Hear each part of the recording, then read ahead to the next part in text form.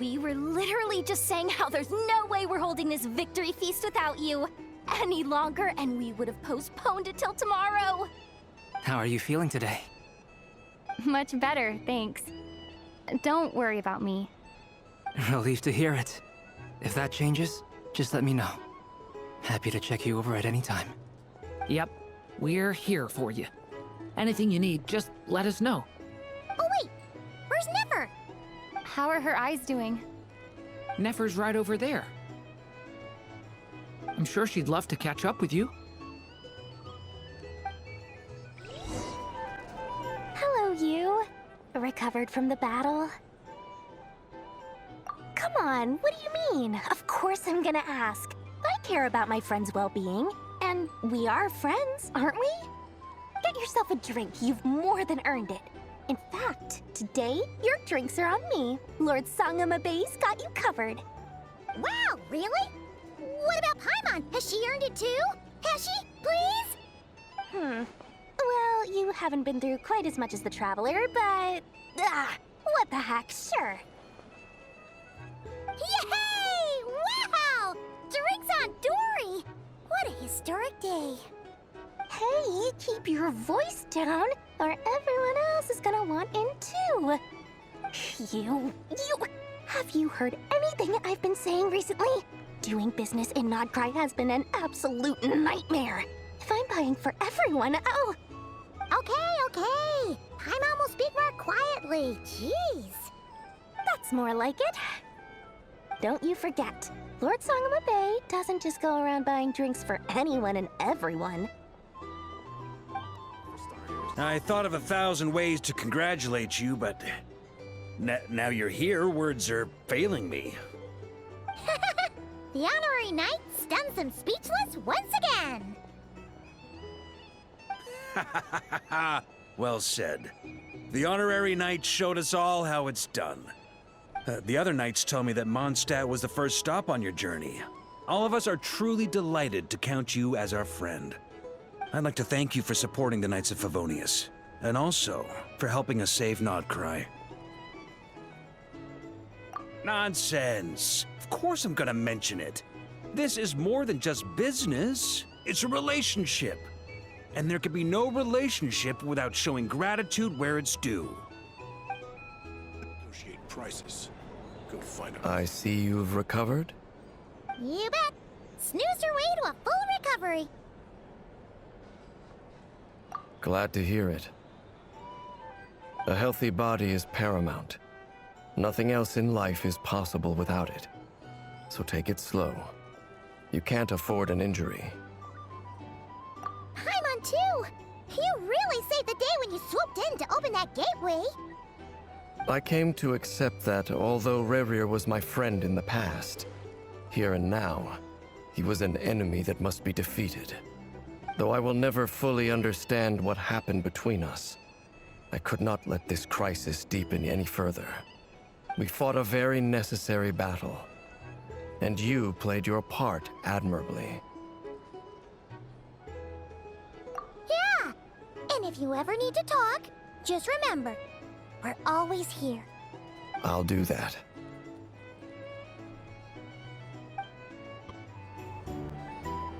Never! Traveler, Paimon, are you recovering well? Turns out that moon chanter has some real talent after all.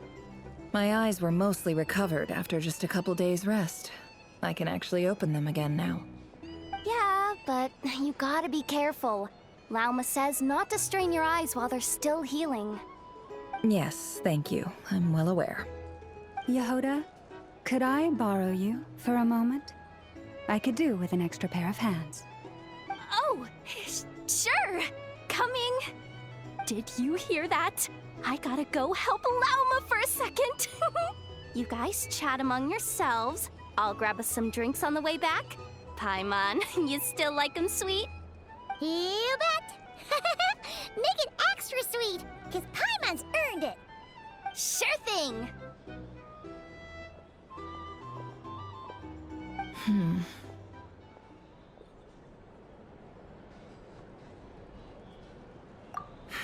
The Raker of Solnari. Kind of a snake, don't you think? No, definitely a snake. A poisonous one who spewed his venomous hatred everywhere. Anyone who seeks revenge out of hatred for other people has become a snake. That's something my dad used to say. Perhaps. I'm sure it sounds like a very wise and open-hearted perspective to your ears. But me? I think hatred is a perfectly justifiable emotion. What else is left when everything you depended on in life gets stripped away? Something's gotta fuel that drive to keep on living. If you're worried about me, you can nip that in the bud. I'm not someone who gets stuck in the past. It's just... I suddenly feel like I was wrong to call my father a liar. He was just a fool. That's why the Academia turned their back on him, and why the other tribes ganged up on him. Oh, Father. How much better things could have been if you were a skilled liar. Look at the Ibis King. Thoth is a fiendishly cunning liar. And yet, strangely, he feels more like a father to me than my real dad ever was. He's never brought it up, but I'd bet he feels the same way. Why else would he give me the power to perceive the truth, while at the same time training me in the art of deception?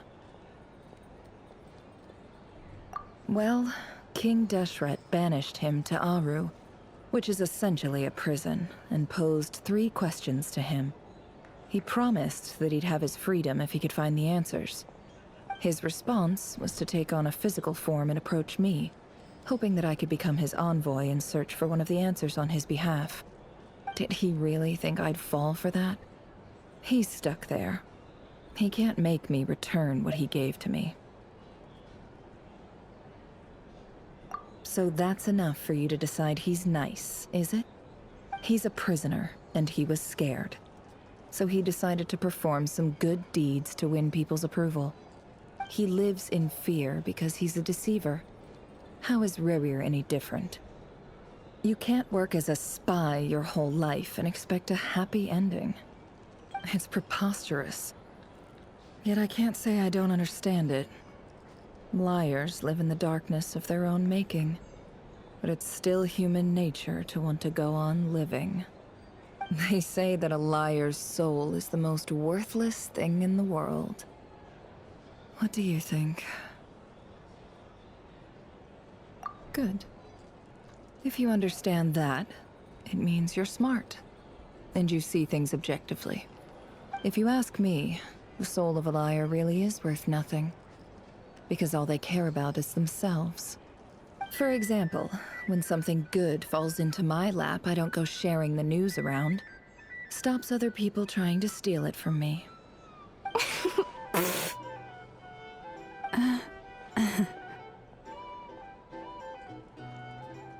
So be it.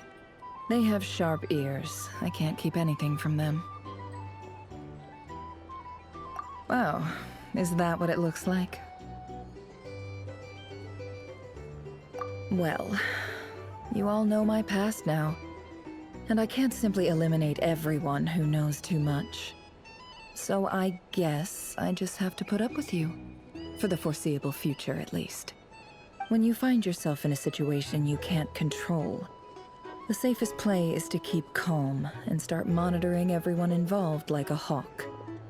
In the intelligence world, you need to have a sense of perspective and play your hand accordingly. If you understand what's at stake, please ensure my secret is safe with you.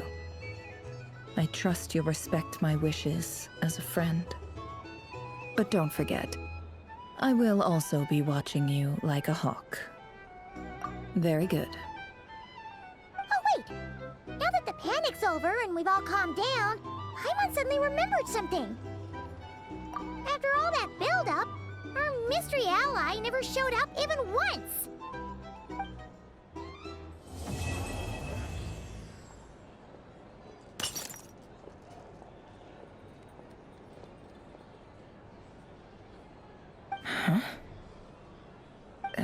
Imagining things? So, that close colleague who stayed behind with you? What's he been up to recently? Don't know, don't care. I get more normal human interaction from hanging out with Bosco 2 than him. Although, now you mention it, he hasn't bothered me in a while. I wonder if... If he's disappeared without a trace, it's the biggest gift he ever gave to the world. But I somehow doubt that's what's going on. He won't lie low forever. So we'd better stay on guard.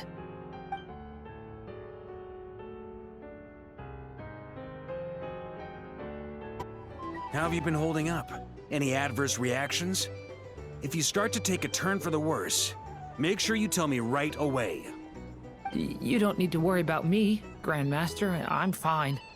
I mean, I barely did anything, so... What? You're too humble, young man. You played an indispensable role in the battle for Nod-Krai. We can't thank you enough for your support. Sometimes, when people praise you, it's because you deserve it. The best thing is to accept it calmly and with grace. It's important to learn how to respond to words of admiration. Let's do a quick demonstration. Albedo, that was an incredible feat of alchemy. The pressure was on, but you worked flawlessly at lightning speed to get the job done.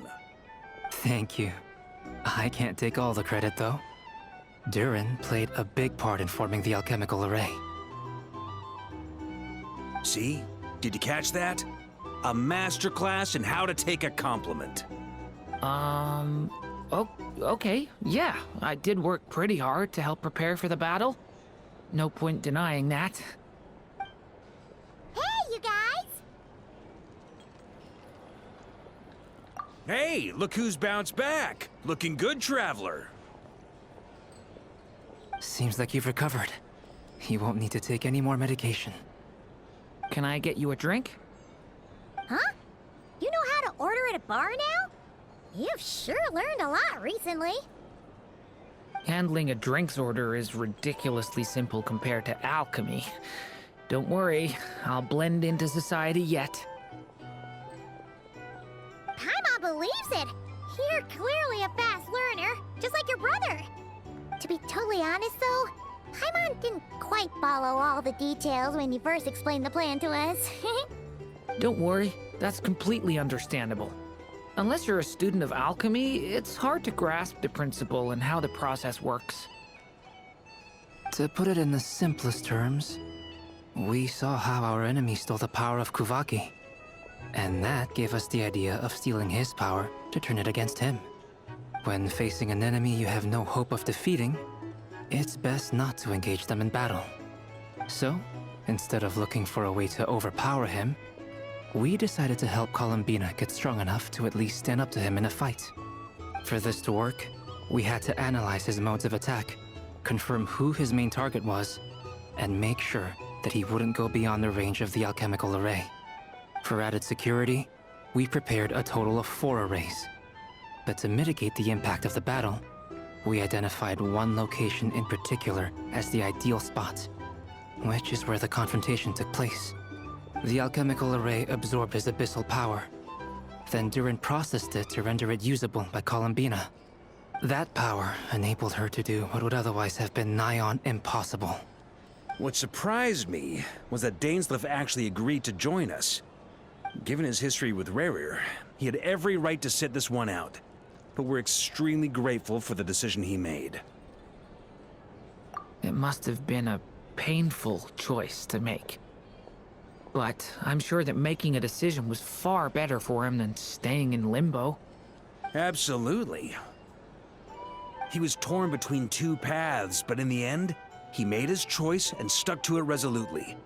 He doesn't strike me as the sort of person who'd stay trapped in limbo for long. Anyway, however you cut it, everyone gave a stellar performance.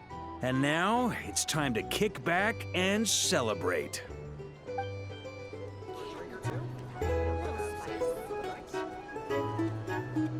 Ah, Lord Sangama Bay. How lovely to see you. I must thank you for the device you provided. It was an enormous help. Would I be right in thinking that it was developed by the Academia? Why come and ask me when you clearly know already? I mostly came to thank you. That's more like it. A little gratitude goes a long way with Lord Sangama Bay. Play your cards right, and you might even stand a chance of becoming my long-term supplier. The chance to work with such a kind and charitable investor as yourself would be a great honor for the Curatorium. Huh? Charitable? Who said anything about charity? First time hearing about it. Let's see. The first plot of land you purchased in Nod-Krai, your desert interests, and...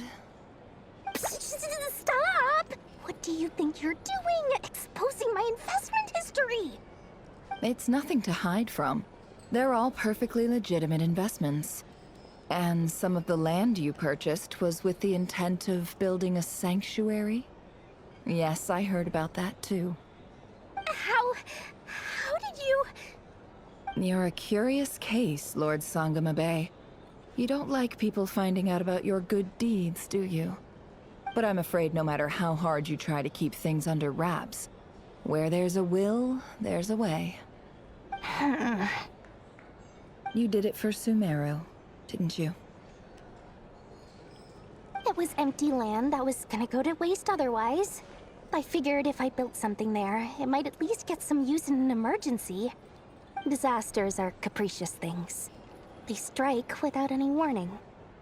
I've lost family to a disaster before, and I don't want to lose any friends or business partners if I can help it. My elder sister used to dream of finding a sanctuary. Somewhere with plenty of food, water, and medicine. Where everyone could live happy lives. It was something I looked into, but after discussing things with the Dendro Archon, I decided on a more effective strategy. The tech people handled the tech, and Moneybags provided the Mora. It just made the most sense. It's a pity that so few people know the truth about you. Everyone says that you view everything in terms of Mora, and all you care about is growing your own wealth. So, what's the problem with that? Everyone wants to be rich. It's human nature. So yes, I love Mora, and it's nothing to be ashamed of. But surely you have dreams of your own beyond just making Mora. You don't get it, do you? My dream is to invest in other people's dreams. And, you know, make a nice little slice for myself along the way. Just thinking about it makes me happy. That sweet, sweet sound of Mora. Thank you. For the device?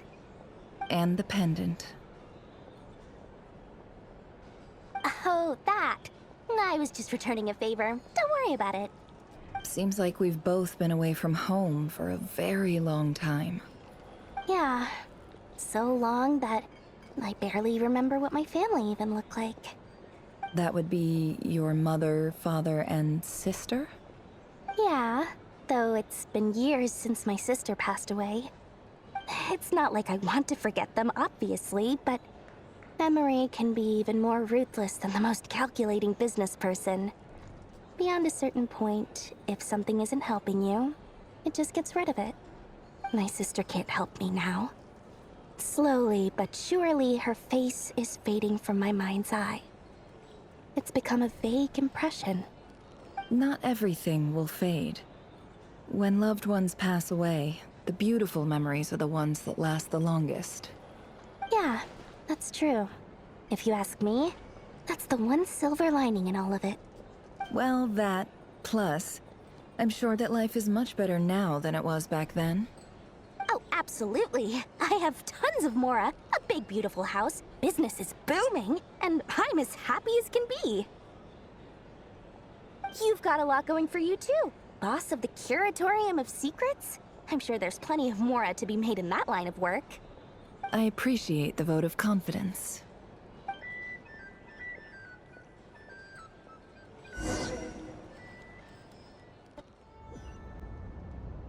That's the only reason you're here.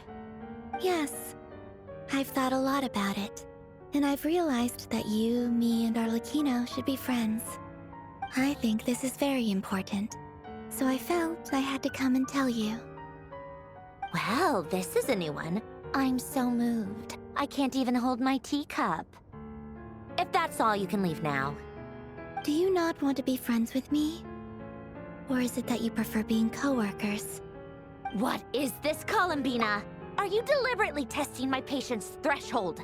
Right now, my politeness module is active. But if you say another word, I swear I'll shut it down. If your politeness module was active, wouldn't you say the word please at some point? Polonia, please see Lady Columbina to the door. Will you still invite me to your next tea party? What? Yes, I think you will. Bye-bye, dear Sandrone.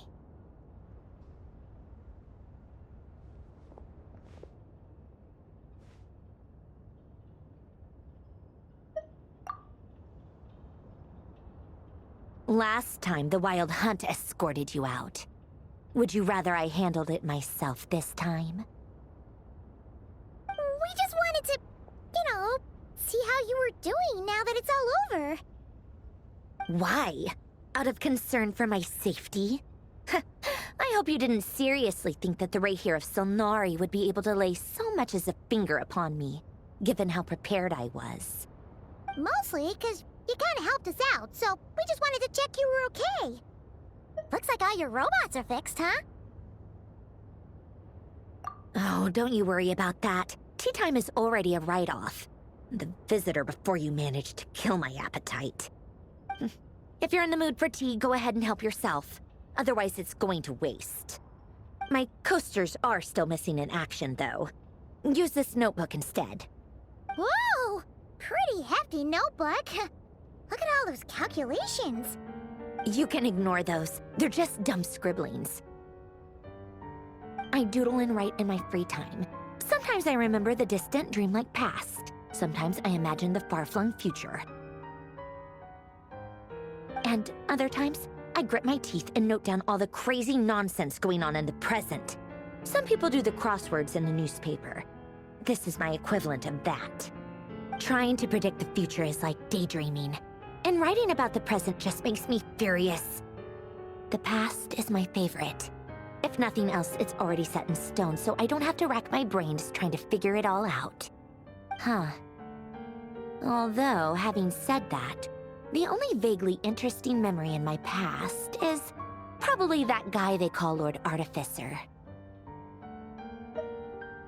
Who else? Pretty much all the mecha and Fontaine are his personal handiwork. Wait, are you saying you know him? Like, personally? As a friend? I mean, I guess we were friendly enough. Yep. In fact, I'm probably the only normal person left who knew him at all.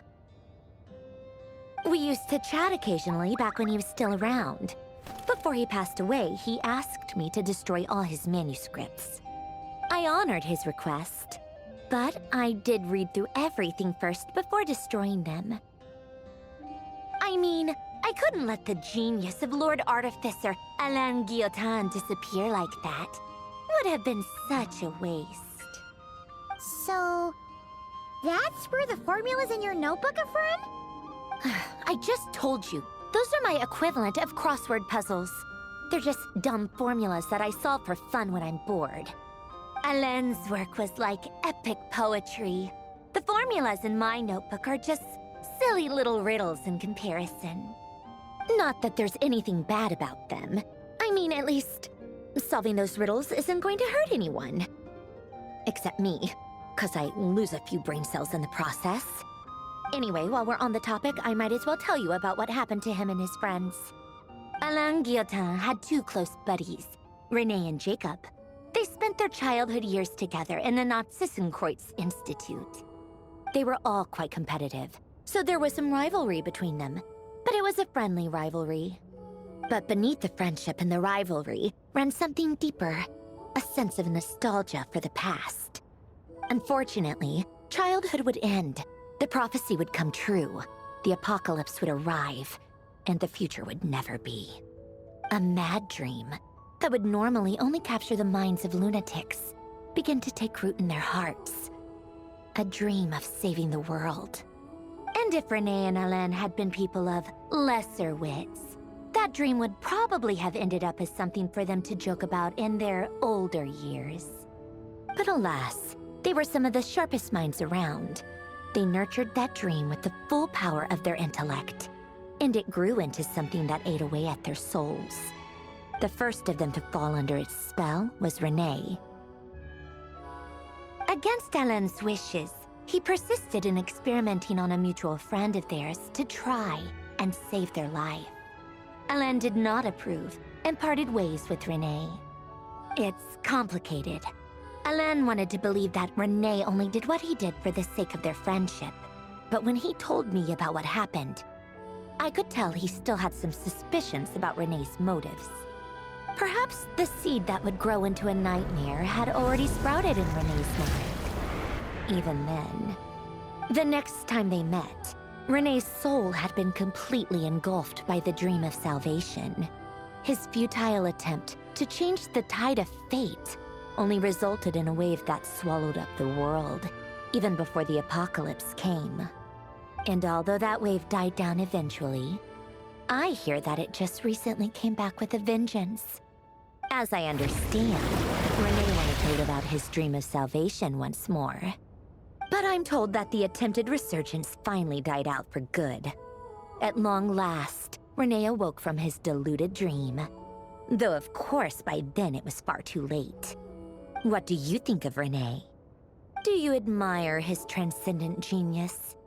His view that any price was worth paying to achieve the lofty goal of saving the world? Or do you despise him? Dismiss him as an evil madman who wrought havoc on the lives of everyone around him as he pursued his delusional dream? Same difference, really. Just a matter of perspective. Really? I can't tell whether that's because you disapprove of his deeds or because he failed. Or maybe you have some other reason. Renee no longer exists in this world, and the dream he started went on to be realized by someone else. I don't like fanatics who give up their whole lives for their ideology. Nor do I like fools who let their delusions take control. Maybe I could understand if Renee had just been an ordinary person. But he had a sage-like intellect, and still managed to get himself lost in the labyrinth of his own desires. Anyway, that's enough about Renee. Now, moving on to Alain Guillotin, the Lord Artificer. He managed to put a stop to the first storm whipped up by Renee. But after that, Alain lost his friends and family. To his credit, I suppose, the loss of his family and friends was purely a tragic accident. It's not like Alain sacrificed them for his cause or anything. After that, the only thing supporting his work was the same dream that had dragged his closest friend down to the abyss. But although the desire to save Fontaine drove him to found the Fontaine Research Institute, Alain continued to reject any form of transcendental knowledge or power. He was suspicious and fearful of it, having seen the way it had affected his closest friend. I think that formulas and machines derived solely from human intellect were the only thing that gave him a sense of spiritual comfort. Yet Alain's intellect was simply too great. It barely left him space to breathe in his lifetime.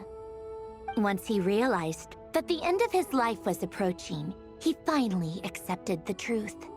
The Nod-Krai Institute needed someone, and a human being, to see its story through to the end. He quit working on his formulas, trading them in for the fairy tales that had played such a formative role in his childhood, but which he barely touched in his adult life. He told me that the director of the Nod-Krai Institute used to read those fairy tales to the children as bedtime stories. Apparently, they worked wonders at sending kids off to sleep. I think that all he wanted at that time in his life was to be able to sleep deeply without being plagued by depression. By that point, nothing else really mattered. At the very end, he laid down to rest in the ruins of the former Nod-Krai Institute orphanage, while the Fontaine Research Institute he had founded continued tirelessly with its work. Many years after that, tensions over competing dreams would once again cause a rift, this time between members of the Fontaine Research Institute. But the actions of those fools had nothing at all to do with Alain. And that is the story of two people from the Nod-Krai Institute who both wanted to save the world. One went all in on his fantasy of salvation without ever looking back, and ended up calmly sinking to the bottom of the deepest sea. The other sought desperately to burn bright in his life, even though he wasn't sure where he was going. I do sometimes wonder, why is it that people like them have such grand hopes of saving the world? Even the grandest tree starts as a tiny seed. So perhaps, for each of them, their mission to save the world began with a very simple desire: to save themselves. They were young children with friends and family who mattered to them, desires to explore the meaning of life, ambitions to have a successful career. They didn't want to see all of that taken away in one fell swoop. Or maybe they just wanted to find something to anchor themselves within the chaos, to stop them getting quietly swept away by the storms of life. But instead, the search for their own salvation took them down the rocky road laid out by fate. Do you think the desire to save oneself is enough of a justification to try and save the world? Sensible answer.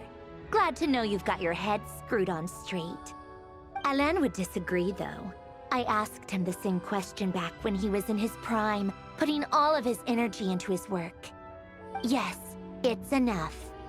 No elaboration, just a quick, short answer before getting right back to his work.